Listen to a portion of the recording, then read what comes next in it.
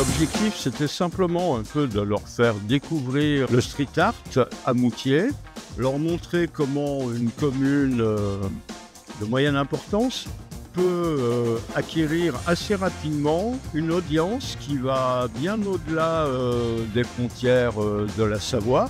Je leur expliquais que dès le deuxième festival, il y avait des retours au niveau de revues spécialisées, certes, mais de revues nationales.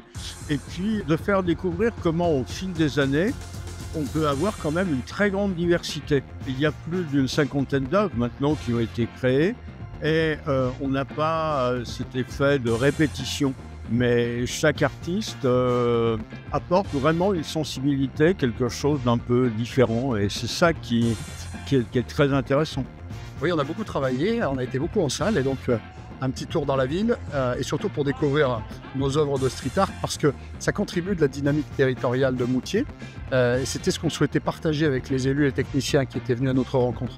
C'est un vrai sujet d'Espace Valais, d'ailleurs ce street art, parce que sans que Moutier soit une ville touristique à proprement parler, on donne ici un vrai élément d'attractivité qui nous permet du coup de venir faire une visite, de découvrir ces œuvres avec des artistes dont on sait qu'ils viennent de partout dans le monde et avec une dimension culturelle complémentaire. Voilà, la très intéressante, hein, bien sûr, oui, c'est pas... Ça donne des idées, c'est sûr que sur les anciens quartiers, ça embellit un peu et ça rend sympa. Et puis, bah oui, l'art de rue, c'est quand même une chose moderne. Ça doit plaire à tous les visiteurs. Bien sûr que les gens du coin ont peut-être du mal à accepter, mais je pense que c'est pas inintéressant de trouver cet art et vaut mieux l'encadrer que le trouver n'importe où et écrire n'importe comment.